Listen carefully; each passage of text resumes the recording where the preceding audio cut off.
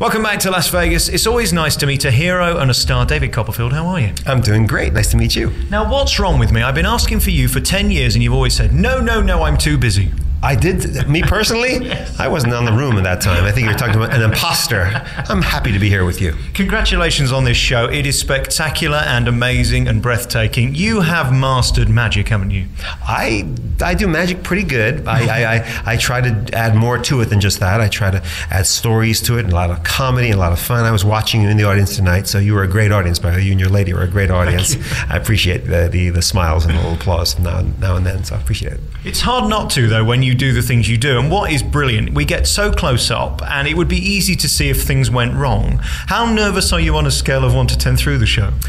About 12. Always nervous. Things do go wrong. You know, we've had some accidents over the years. We just recently had a very bad accident with that big fan illusion at the end of the show. One of my favorite guys got pulled into the fan. He got very badly hurt, and it was in quite a bit of press. He's doing very good now, but for a while it was kind of touch and go. But we really appreciate the fact that things do go wrong, and when you think everything's all set and everything's going to work out perfectly to plan, they don't. So you have to have a lot of respect for what you're doing and be very careful and think things through very thoroughly. I think it's fair to say you're the first and last megastar of magic, really, aren't you? Since Houdini, there's been nobody as famous or as well respected as you. Why do you think you've shone above the rest? First of all, I think I should have done 10 interviews with you before this, because you rock my world. No, there's lots of very talented magicians out there. I've had a bit of luck, and I've changed and developed myself over the years to kind of maintain kind of longevity and try to reinvent what I do all the time. So I think that's one of my best things, is to kind of stay vital and stay kind of current. And I just love what I do.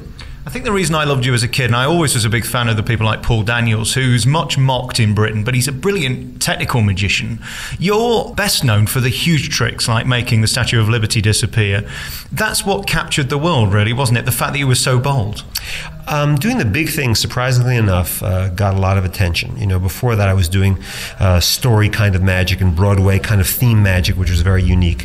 But it's funny that, when you do something very big, and the airplane vanishing and the Statue of Liberty and all those kind of things, those were all things that caught people's attention. And kind of staked out a kind of a territory for me for a while. And since then I've done many different things. So we have a lot of fun. Also, the other thing about you is your mystique. You always come across as a bit peculiar. Was that always deliberate? I'm still peculiar. I was born peculiar. But I think, I wear it proudly. We get to find out about your family, and I was listening to the show today and hearing how they weren't all supportive in the beginning, were they? Like most parents, they want their sons to be, and their daughters to be doctors and lawyers and get a real job, For me, it was about, finding a way to be special, and magic was my way in the very beginning, and it came very easy to me, so I just kept doing it. When did you find out that this could be a career and could one day get you your own island? I'm still trying to figure it out right now. I'm still trying to get it right. Every day I'm just trying to get it right. And the island is great. Thanks for mentioning it. It's the islandsofcopperfieldbay.com. So check it out, and we'll see you there. What's the chance of me getting a room? Anytime. You're there. I think we've all seen most of the tricks now. What it is a case of is you turning it into something new and bigger and better, and your finale to the show, which I'm not going to give away because people should come here to MGM or when you're on tour and see it. It is just spectacular, but must cost a fortune. You know something? I try to make the show big and spectacular. A lot of the show is just intimate magic, close-up magic, kind of unplugged things too. So we balance between the big and spectacular with the small intimate things, the stories, the comedy, all that is part of it, just like you'd see in a movie. You can't have all chase scenes in a movie. You have to have the love scenes, you have to have the important emotional scenes, and then you've got the big spectacular moments. So magic show is the same thing. Is magic as popular as it was? Because when I was growing up, you were the hero of magic. There aren't as many magicians around as there were. I don't know what's going to happen. I'm not sure. I think magic is as popular as it always has been. We have to transform and change. There's a whole brand of new shows that are appearing all the time in Las Vegas. So there's like 60 shows. When I was here in the very beginning, there's like 12 shows. It's like there's lots of choices and lots of rooms to fill. So I think it's okay. It keeps you on your toes. Can we talk about the hedonism of being you for a moment? It must have been fun in the 80s when you were at your peak and you were selling out 100,000-seater arenas and things like that. How did it feel when you were going through all that? You know, I was at Earl's Court, spent time there, and sold out lots of shows there, and then at the Labatt's Apollo. Is that still there, Labatt's Apollo? You know, we still tour all around the world playing arenas. You know, when I'm here in Las Vegas, I kind of do a small, little intimate show, but I'll leave here in 2 days to go on tour. We'll play big 3,000-4,000 seat theaters all around, and so we still do all that kind of stuff. And you know, I think it's a matter of adapting what you're doing to the size audience that you're playing before. You know, we go to South America, we play arenas, and China, we play arenas, and all that kind of stuff. And in America, all through Mid-America, we do it. Here in Las Vegas, I kind of do kind of a unadvertised show. I don't have very much, you know, publicity. I kind of pull back, and people discover me here, and it's kind of a workshop for me. I think it's a gem of the world, Las Vegas, and particularly this showroom. I saw Tom Jones here last year, and to see him with just 700 or so other people, I mean, he's doing 20, 30,000 in Britain, and the same with you. It's a thrill to see you so close up. Is it nice for you to see the audience because you play with them, and if they let you down, it can affect your show, can't it? You know, I try to kind of adapt to it. If there's a lady in the front row who's not smiling, I do the whole show for that lady, and I kind of work on her the whole show. Luckily, this last show, everybody was smiling, so I'm okay. Are you a bit like me? You can have 15 people clapping. The one person who isn't, you focus on, and that ruins the whole show. Exactly. You know the feeling. Are you still in love with doing the show? Because I see a lot of people who've been here a while who seem tired and lackluster. It must be hard to give it 100%. Sometimes it is. You know, honestly, you know, we do 15 shows a week. You know, most shows are doing 5 and 6 shows a week. We do 15 shows a week because of the size of the theater. So, you know, but mostly I really get the energy from the audience. I really, you know, if people are really into you, it lifts you. It does, you know, just like anything. I don't normally ask personal questions, but you and the Doc. Tell me about the Doc. We've had a relationship. We're both gay, but don't tell anybody. I mean, you do a thing where you get a Doc to appear on stage, and then you make it disappear, reappear, disappear, and reappear again, and it's so smart. Thank you. Yeah, he asked about you, by the way. Did he? He was checking you out during the show. Is there any chance I could get an autograph? You can get probably a web print. The audiences still keep coming twice a night, 7 days a week to see David Copperfield. You're still the greatest magician. Congratulations on the new illusions. They're going down very well, aren't they? Thank you very much. What was your favorite? I love the mind play one. You do a thing where there are 100 words, and I'm not going to give away the trick, but it's very clever. And it just looking around, it's so great to see the looks on people's faces, of course, of how does he do that? How do you do that? Well, they all get to experience it. It's the kind of, we're trying to do a lot of magic, what happens in people's hands. We're using emails and all kinds of, we don't want to give it away, of course, but actually the magic happens to them, which is pretty unique for our art. It's great that you're keeping with the times as well, using this new technology, Twitter and email. Of course, everybody's got their phones. I wasn't prepared to play along because it would have cost about £14.50, so I wasn't prepared to do that. But it was worth it, though. I think you should have. If only I had service here in America. That's the thing about your show. You've got to keep it moving, and you've got to keep it big because, of course, there's so many magicians out there competing with you. You are the world's most famous magician, therefore you need the world's best show. I try my best, and we just keep trying to push the envelope and try to do new things and involve new ways of presenting magic and hopefully inspiring people to do all kinds of things with their own lives. What amazes me about you is your tenacity and your willingness to still work. You're a very rich man who has had success over the last 30 years beyond anybody else in magic, yet you still turn up here at the MGM twice a night, 7 days a week for weeks on end. Why? Your life could be much more fun. Actually, I do have a lot of fun with the audience, you know, and it's amazing the joy I get creating new things in the show and watching them actually work and evolve. I'm having you wait in this little room here because I'm just tweaking and rehearsing illusions on stage as we go, and I really enjoy that process very, very much. And you can tell, because that's the joy, isn't it? I mean, you don't want it to become stale for you. If you're not having fun, we're not going to have fun. Exactly, and just having new things all the time is very rewarding for me. What always amazes me about people like you take such dangerous risks, like using animals in the show, and foreigners who don't don't speak the language. It's a very brave move. Yes, I'm a foreigner like you, actually. What the hell did you just say? It's funny because I play all over the world. So we have many friends throughout Asia and South America and all over Europe. So, and when I'm in their countries, I speak their language. I've all written all over the stage. I kind of get through it in Chinese or in French or in Spanish or in German. But they come here, expect me to speak those languages, and of course I can't do that for the whole group because they all here in the same room. So it's really fun. It's a great challenge, and we try to make the best of it. And of course, we all know you're a sex symbol. The ladies adore you. I could see the looks on their faces. You were looking to be kind of weird. Yeah, I read it was your duck. That's what it was. It wasn't you. It was the duck. Is that what you call it? Does that ever get normal where people, I've just seen a load of fans coming out who were so thrilled to meet you and see you and shake your hand. Does it ever become normal adoration? It's something I've never experienced. Oh, I think it's really, people are really nice to me, and people are very, very warm, and I'm very, very lucky that the people that follow my shows and me on social media are really, really nice people, and so I'm very lucky. You've got your billboard outside the MGM Grand in Las Vegas, 1 million foot high. I mean, you're the first face people see when you land at the airport. It's that big, the poster. You can see it as you come in on the planes.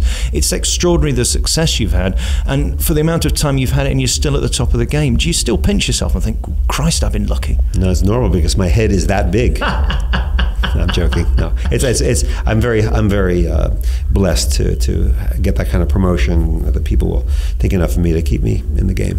Is this still the best place to do it? I mean, Las Vegas is so associated with greatness, whether it be Frank Sinatra, Elvis, or indeed the top magicians. I mean, this is the capital of entertainment. Would you ever take the show anywhere else permanently? Oh, I don't know. This is a place where people come to see entertainment, but I love touring also. You know, when I play in your country and I play around the world, I really love that very much as well. Why you? Why after all these years are people still fascinated to see David Copperfield? I'm freaking crazy, that's why. No, people are really, really nice, as you saw on the show. It's like being in my living room here. You know, normally when I play in your country, I play at the Earl's Court or Labatt's Apollo, and here we kind of do a very intimate show, even though it's Big Illusions, but it's a smaller venue, so people are right on top of the stage, as you were. So when an automobile appears, it appears right in your lap, pretty much.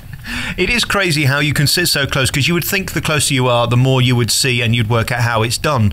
No, you can't. Well, thank you. That's good. I'm glad you had a couple drinks and the show looks even better. You know what I love about your show, and I said this to you last time, there are massive illusions which must cost millions, and then you'll just do the smallest hand tricks. That's very important to you, isn't it, to remind your audience that you are a proper magician? Very proper. But no, we try to, even the smaller stuff that we do, we try to mix it up. We will do it with a scorpion. Instead of just a card trick, we'll do a card trick with a scorpion, or we'll do things that people can really relate to. So even the close-up magic, even the pure sleight of hand, the unplugged magic, if you will, all is important in its own way, and try to make that as special as the storytelling big grand magic that we do. There's one question that I have for you after the show. What happens to the duck when the curtain comes down? He's got a condo here in Vegas and a girlfriend, a very hot girlfriend. Really? Very, very hot. The thing about you is there's two interesting things. One, you have this big thing that they all tell me about somewhere in Las Vegas where you create these tricks, and then you have an island where you can go and rest. You are the only man in the world that I know who has both of those. I think Richard Branson also, he has a few of those too. It is incredible, your life, isn't it? And when I look at your story, I mean, your doubters, including those in your family, weren't so sure that this was ever going to make you any money. They're still trying to figure me out, and I'm still trying to get it right. Your granddad, I know you talk about in the show, he wasn't a big fan of this as a career move, and rightly so, because there aren't many David Copperfields. There aren't many people who can make a fortune out of what you do.